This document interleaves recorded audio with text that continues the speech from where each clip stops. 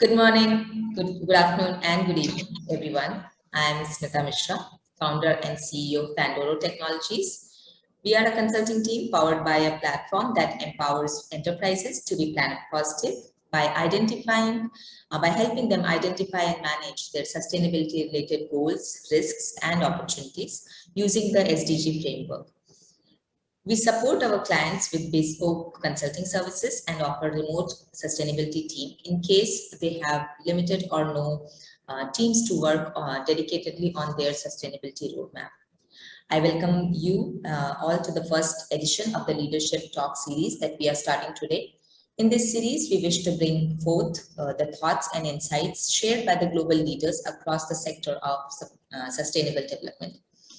The topic for today's talk is responsible investments to build back better, where we will explore the fast-changing landscape of investors and investments, considering that there is a lot of focus on private sector funding towards sustainable development.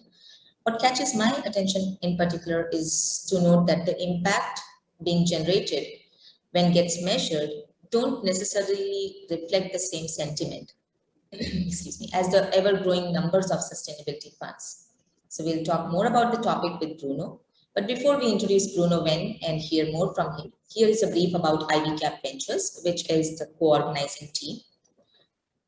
This VC fund was founded in 2011 with a vision to leverage global alumni ecosystems to foster entrepreneurship in India and identify and invest in high-growth businesses with entrepreneurs with the potential to be market leaders. In 2015, they launched IvyCap, India's first unified innovation and entrepreneurship platform that leverages the global alumni networks to work with, create value for, and help grow early stage entrepreneurs. They have created a network of domain experts, investors, incubators, corporates, and entrepreneurs that they work with and regularly conduct engagements and corporate innovation programs.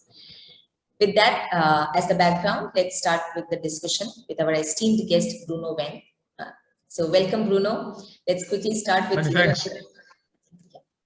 So many thanks also for the invitation, which I highly appreciate. So let me shortly introduce who I am. I'm the chairman of the European Development Finance Institute, and you see at the background all our 16 members. These are European Development Finance Institutes. We have been created as an association in 1992 because seven at that time thought that it would be very good, not only for the institution, but at the end also for the clients, for working together, learning, exchanging experiences and cooperating, and by doing that, providing much more funding to our clients, and hopefully also with reduced transaction cost. And so over time, we have built a tremendous strength. By last year, our consolidated portfolio was 44 billion euros.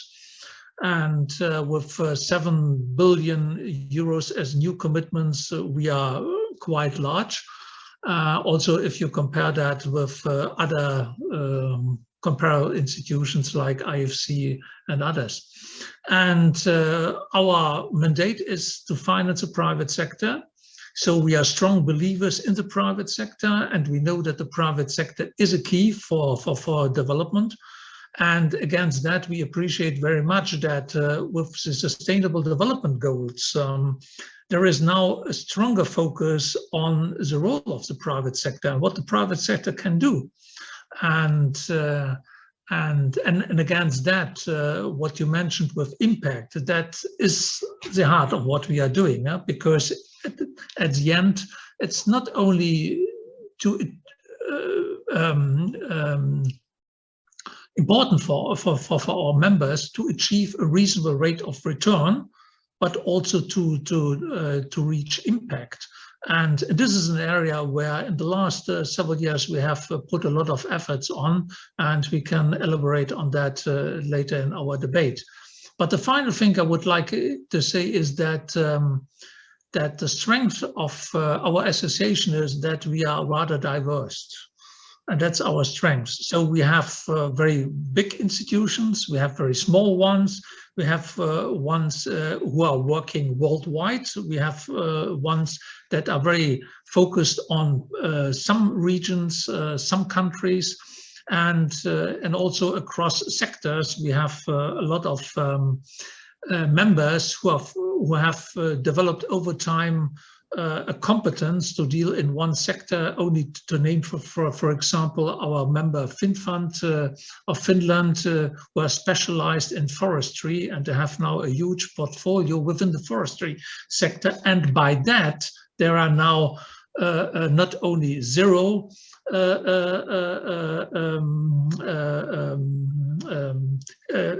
they have not only zero emissions but negative emissions, and that's great. Yeah. Wow, that's a powerful story that you bring to the table, and I guess that is why we need so many DFIs. That's why we need people who believe in these systems and who believe that as much as the work is required, the idea of measuring it, the feedback, the impact is just as important, because we want to see the change. It doesn't matter how hard we work, how much money we put in, if we don't see the change that is required. And with that background, Bruno, while I do want to talk to you about pre and post pandemic and the gap that has already widened, the $2.5 trillion that we were looking at, that the annual expense that we need to meet goals by 2030, I think that has already widened to be more than $4 trillion now. How are we looking at meeting this gap? What could be the way for DFIs, private investors, venture capitalists, private equities, for them? What could be the suggestion for them to how should they take this forward, and who all could be the players to support this?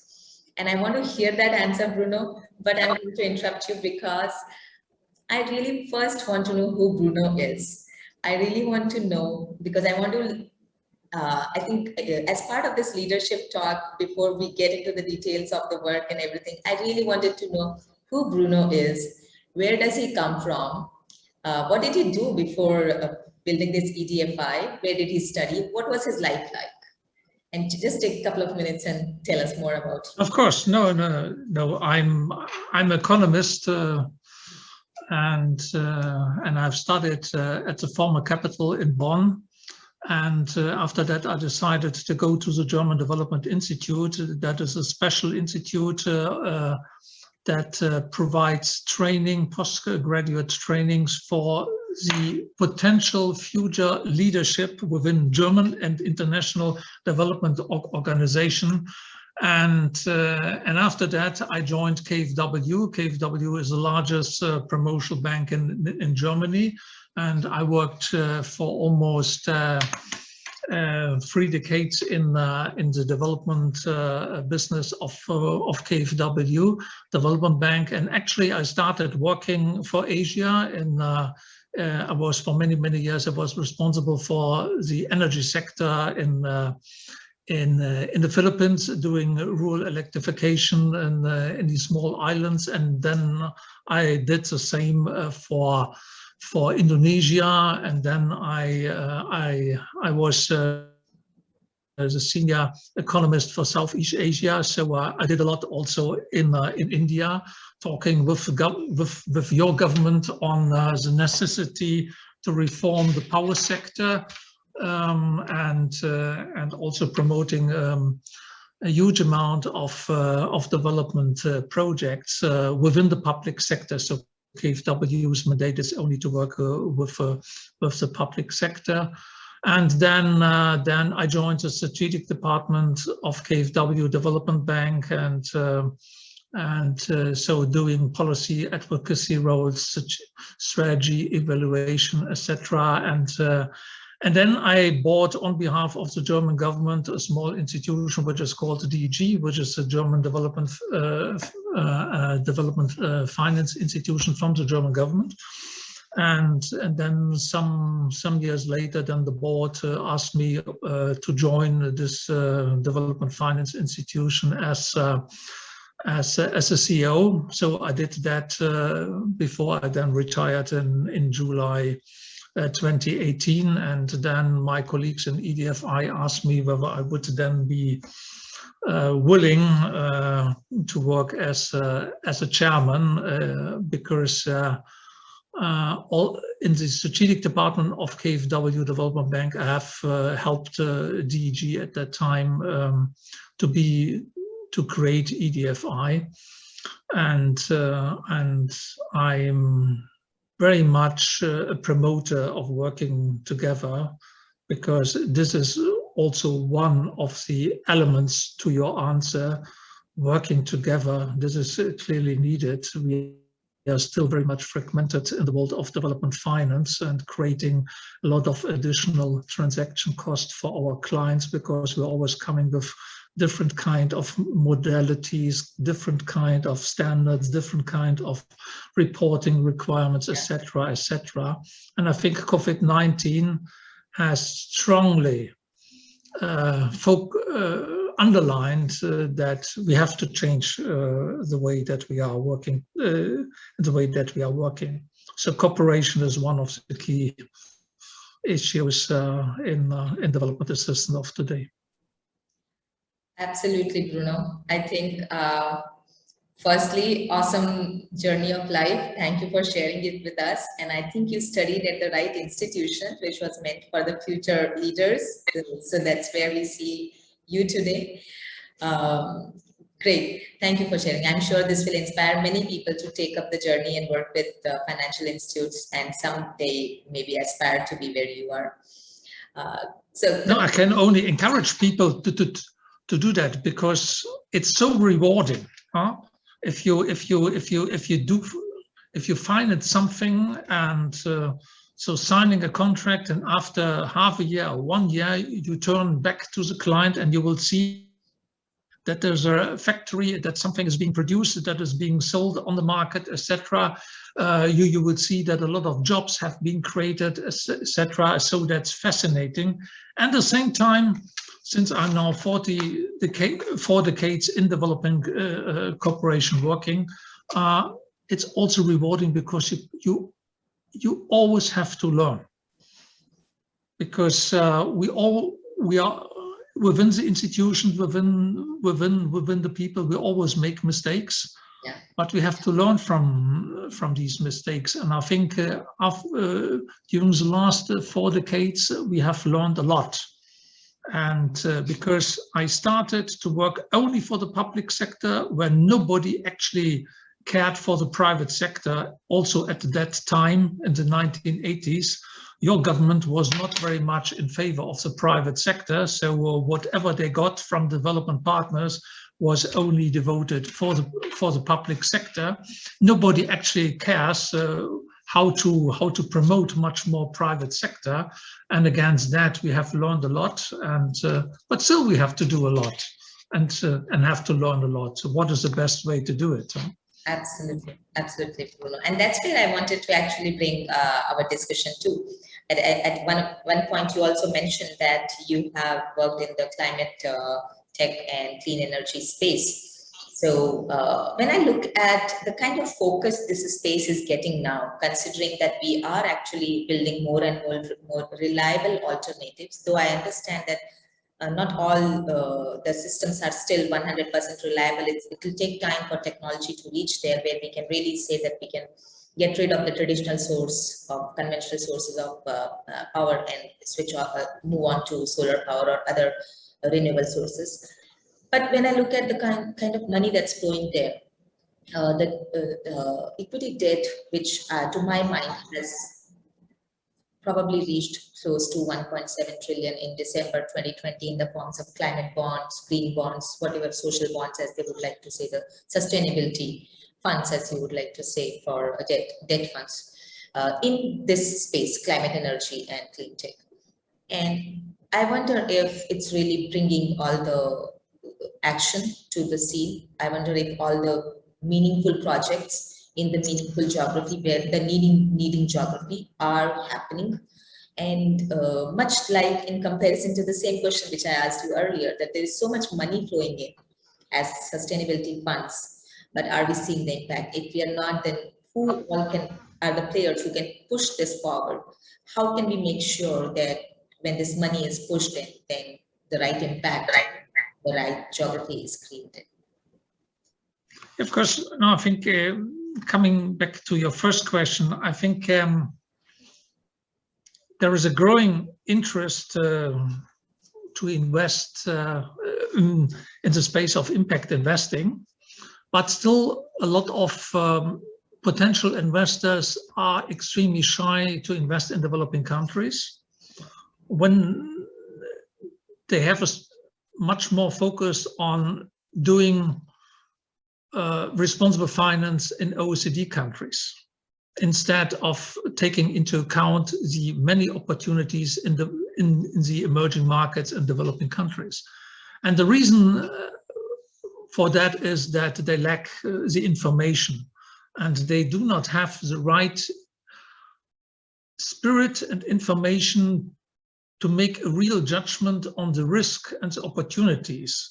And especially in the context of our, from the European perspective, neighboring continent, Africa, most of the people think that Africa is a risky continent. And we know as EDFI and our members, that's not the case. That the highest rate of returns you can achieve in Africa, and not in Asia and not in Latin America. So to bridge this information gap is crucial. And there we think that we as the development finance institution can play a crucial role, because we have a track record since decades in working in the most difficult places of the world and the most difficult sectors of the world. So this is why I'm always trying to promote to impact investors to work with us, because working with us also means that they have access to projects with less risk, because we have a track record of managing risk. The second is that, yes, there's a lot of money available, but there's a lack of suitable projects. So what I mean with suitable project is that the project at the end are bankable.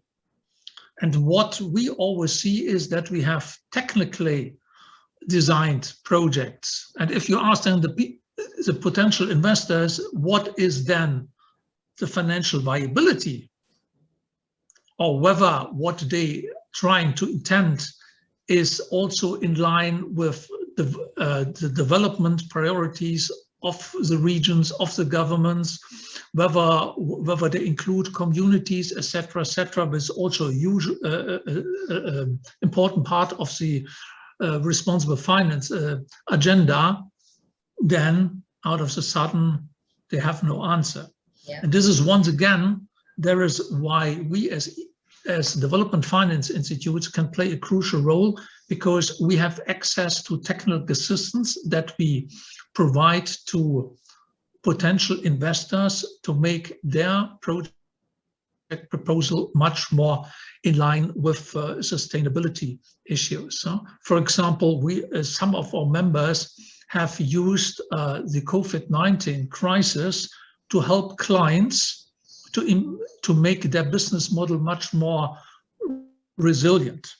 And for example, when I was CEO of DEG, I created a joint venture with WWF on the issue of water risk, which is now huge. In almost all regions of the world, we have water issues.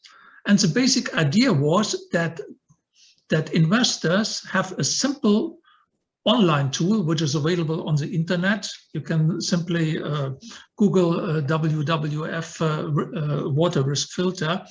So where you can make a judgment what might be your future water related risk. So, and now the third issue is that also the environment is changing. For example, in Europe, the European Central Bank has issued sector guidelines with asking the financial institutions to make a judgment on the climate-related risk within their portfolio. So at the end, they will also then ask their clients. So using financial institutions also to change the mindset of the business people. And this is my fourth issue.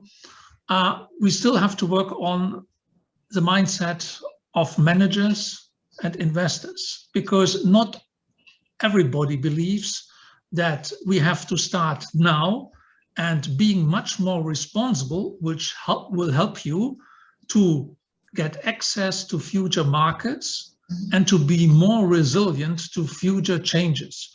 And the fifth one, which I would like also to highlight on, is that regulations are changing. For example, now with the EU taxonomy, which is very strict for financial institutions and corporates, there is a need to adopt your business model to that. So and the sixth answer is that there is still a need also to get the regulatory environment in place, because we still are faced with a lot of countries and sectors where the environment, the regulatory environment, is not very useful for the private sector. This is why we, as European Development Finance Institutes, that we have partnered with the Climate Finance Leadership Initiative. So there are the big market players like Bloomberg, BlackRock, Allianz, AXA, and others. And together with them, very recently, we have published a paper, which is a very easy to handle guideline for policymakers. So answering the question, what actually they have to do to make the business environment much more attractive for the private sector, so that actually the private sector is willing to come in because they see there is an opportunity for them to invest for, let me say, the next 10, 15, 20 or 30 years. So it's rather complex at the end. It's not only on finance. So. That is so true. That is so true. I think as I stepped into sustainability, what my realization was when I speak to the mainstream investors. So one of the challenge that I have seen with a lot of people is the lack of awareness. Sustainability to a lot of people means philanthropy. The first thing they think is, oh, you have to just throw away money. Like somebody has to pay for something, which I feel is so far from the truth. And philanthropy, yes, there are ways to achieve sustainability through philanthropy. But I feel that mainstream investors who have forever been investing on the rate of returns, on the size of market capital, and financial returns, those factors, the investors for whom those parameters were key, probably in past would not have been able to see the numbers and details and not been able to relate it with sustainability. But today it's no more financial profitability versus sustainability. That is the only way you can actually be profitable in the long run. You are going to get into reputational risks, operational risks, some kind of regulatory risks very soon if you are not looking at sustainability. And considering that, considering that, Bruno, in India, I have, for example, IvyCap Ventures, this team that I have started to work with. The reason I work with them is at least they understand this, they see that part. But I still feel a lot of mainstream investors are not yet considering. They still feel that this is an overhead. This is something that after they have done everything, they should just map and build it into a report and submit, so to show that we did something there, maybe just for the regulatory need. But to actively understand and see where we can maximize the potential is still an issue.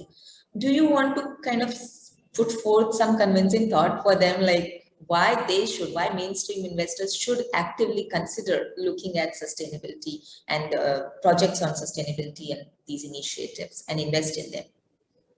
You have already answered the question, no? Because if they do not do that, then they might face a market problem in the future. For example, I see it in Germany, my home country, where clients react. They're asking questions. to the corporates, where do you are producing, and what you are producing, is it produced in line with sustainability, compliance to sustainability regulations? That's an issue with child labor. That's an issue of labor laws, whether you comply with ILO core principles. That's a question whether your whole philosophy is in line with sustainability, etc. These are substantial issues in today, and we have seen in Germany a lot of companies who have failed and they went out of the market because they failed. So you mentioned reputation risk. Reputation risk is huge at the end. So if you, especially also with regard to EU taxonomy and further regulation that we have in some European countries where corporates are forced to comply with sustainability issues along the value chain. So they have to take care, and they're responsible for their suppliers and sub-suppliers in other countries. And once again, we as development finance institutes, we can help them, because once again, we can help them to transform, because it's not only a change in the mindset, but once the business people have understood that they have to change, then they have also to change the business model. And that requires also a lot of additional investments. For example, more energy efficient equipment and machinery, etc., water saving machines and processes. And this is exactly what our members are doing and providing these kind of support. So they have to understand that because of the growing risk, not being sustainable will be a major risk in the future, and this is why they have to do it. But on a positive note, also, what we have to do is to provide them some additional benefits where they can work with, and this is impact. Because the more we are focusing on impact, there's another challenge, because we have seen now a huge difference, a huge variety of different standards. So that's the OECD standards on impact, the UNDP impact, etc., their business impact standards, etc. And still, what we are doing as EDFI, together with some of our colleagues like IFC and GIN, working on alignment of and harmonizing all these different kind of standards. And my personal vision would be that at the end we will end up with a standard impact regulation concerning how to measure impact and then to report on impact. And my personal wish would be, or my personal vision would be, that impact in the future, the reporting of impact, is part of the financial reporting requirements. So that it's not sufficient anymore simply to provide financial statements. No, you have also to provide statements on what you have achieved in terms of impact. And having said that, that's not so easy. So we within the EDFI Association, we have embarked 3 years ago on a very ambitious program to harmonize amongst ourselves in terms of decent jobs. And if you start reflecting on what is decent jobs, then you will end up in a lot of debates on a technical level. And at the end, you have then to find a suitable compromise, and then to form a package which is then also an acceptable package for the clients and for the institutions. And on the issue of gender, what we would like to achieve, and what is fascinating is that you can change a lot of the investment priorities by simply setting standards. For example, 3 years ago, we had 2 or 3% of the portfolio of our members was gender related, and last year it was already 70%. And the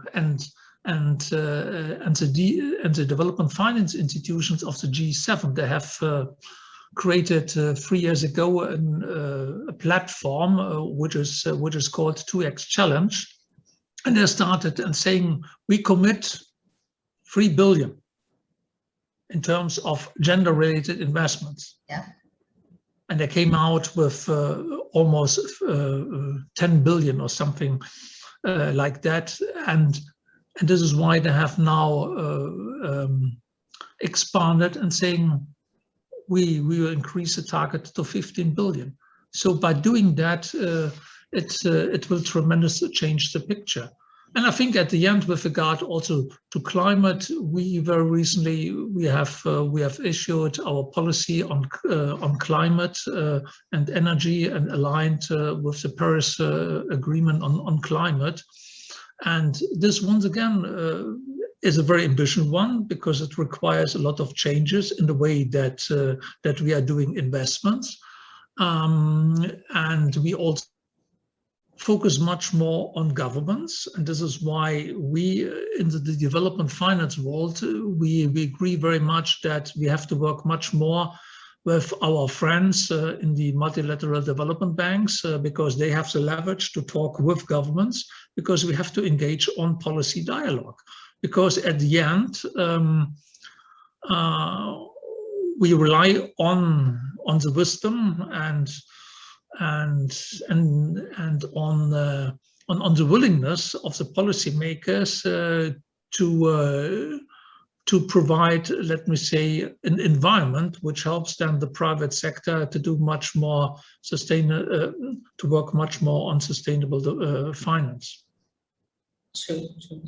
Absolutely, Bruno, points well taken. You mentioned about adding a regulatory requirement to report on non-financial and sustainability initiatives and the impacts and returns besides just the financial returns. India did, our government did take a great step in that direction. We are now required, at least the top 1,000 companies are definitely required, the listed companies by the size of market capitalization.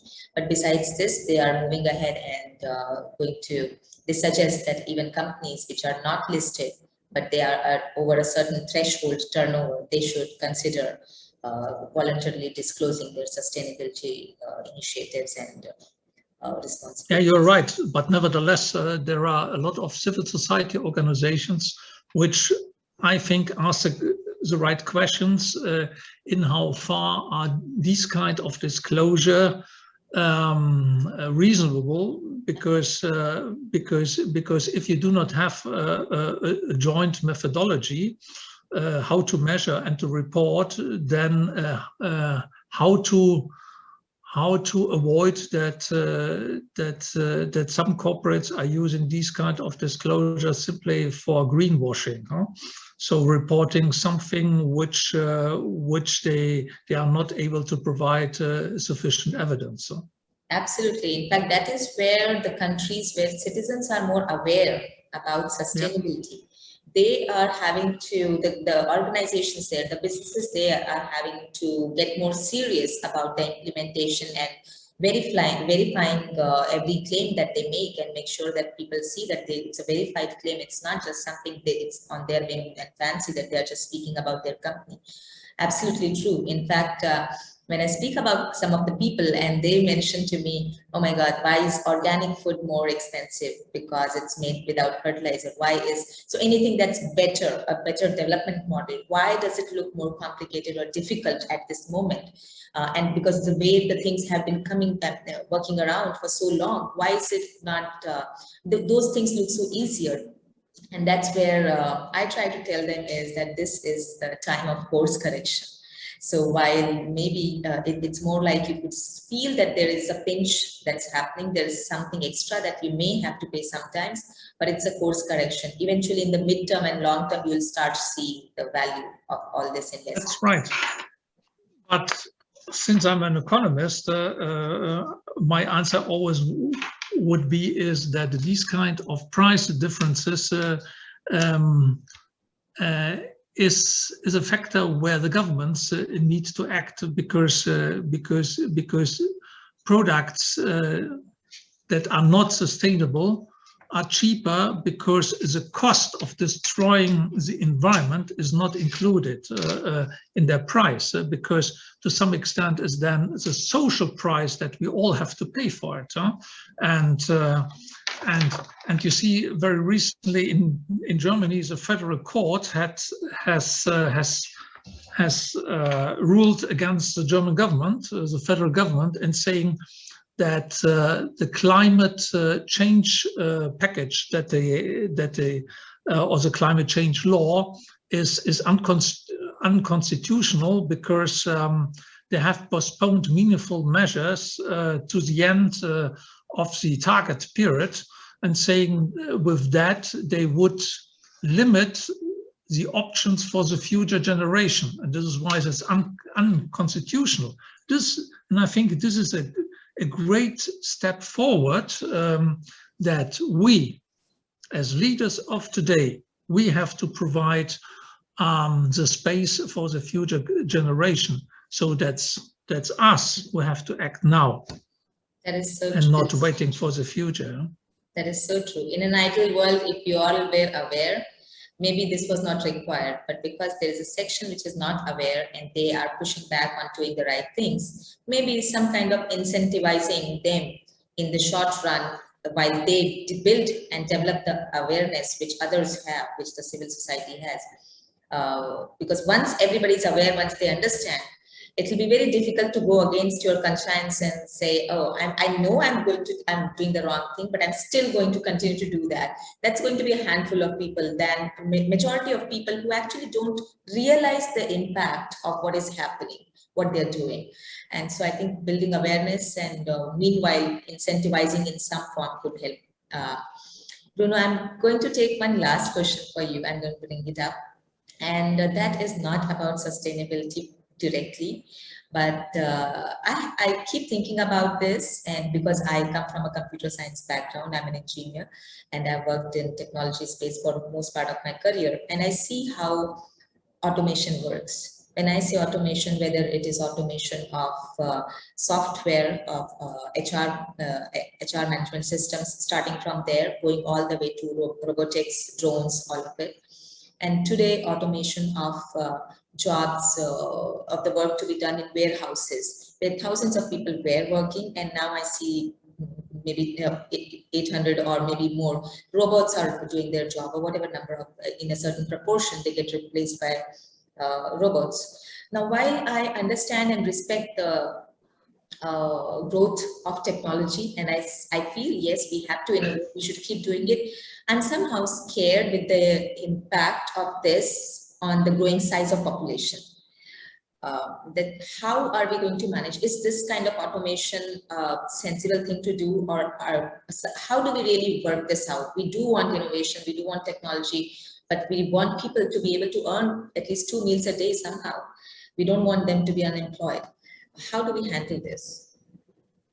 Yeah, indeed. Indeed, it's a very good question, and that's also a very controversial debate that we always have. Also, in respect of decent work, what is decent work and because what you have reflected on is also whether decent jobs are then also permanent, or whether they are being jeopardized by automation, etc. No, this is my personal answer is I strongly believe that automation will also result in much more jobs in other sectors, and this is actually what you can see if you look at some of the statistics in the US and in Europe, that this is happening. But the crucial thing is that we have to strengthen much further our education system. So providing much more access to education, to improve education. So that's also very much related to the content, then also to the way that we are managing the education sector. that we have to improve also universities and at the end also research. So at the end we have to do that, and this is this kind of skilled labor, skilled workers. This is crucial, and this, in my personal experience, is also a debate that I always had with the CEOs of clients, because human resources were always seen as a cost factor and not as a capital that you have to use. And the same as you provide maintenance and improvement of your machinery, you have to do the same for your staff. So providing training facilities, etc., etc. So also, once again, a change in the mindset is needed. So we always have then to prepare people, and if I remember, I have started working in KfW, writing on paper, and then with telephone, with faxes. I have enjoyed traveling weeks in the Philippines and Indonesia, where it was impossible for my management to call on me because there were no fixed lines available, and only in a few international hotels telefax machines. But we always have to adapt, and this is what we have to do. And I remember that when we started with all these computer systems, personal computers, there was a lot of talk on paperless office and that we need less people. But at the end, we have now more people. And with regards to paperless offices, I put a question mark on that. So yes, I see the problems and the difficulties, but at the same time, I see also the solutions. But it requires, once again, a proper government policy and policy interventions.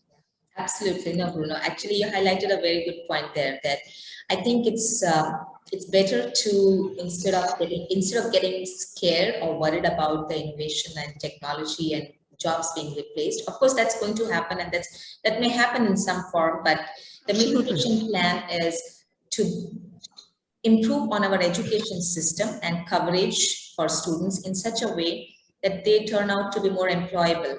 We need to develop that vision and see where will be the new jobs coming up. And we need to train our people, upskill, reskill, skill, whatever you want to call them, from kids to adults, everybody to be more employable. Do not forget entrepreneurial development. This is what I'm doing as a member of the advisory board of one of the largest foundations in Nigeria, providing entrepreneurial development for people so that they learn to do their own business and to start their own business. Yeah, absolutely, Bruno. I won't forget that. In fact, if there is anything I could contribute there, I'll be so happy to work with you on this initiative. I am an entrepreneur myself, trying to be one, building a positive, profitable business with doing social and environmental good. If there's anything we could support you with, we'll be very happy. And yeah, thank you so much. Highly appreciate. Thank you so much for all. I highly appreciate that. I think Africa can learn a lot from Asia and vice versa. Absolutely, absolutely. I think there's more awareness needed in both the countries about the models that we are following in. And while some of the models may not actually be scalable exactly, they can be very replicable. You pick that, replicate in 10,000 villages. It's pretty possible. So yeah, we do need to study the models a bit more in detail and understand what is doable for us. Absolutely. Thank you so much, Bruno, for your time. No, I appreciate it very much. I enjoyed all the best to you. Thank you. I enjoyed my talk with you, and I look forward to more. So I'm going to probably ping you more for this. Thank you again. Yeah, many thanks. All right. See you. Bye. Bye-bye.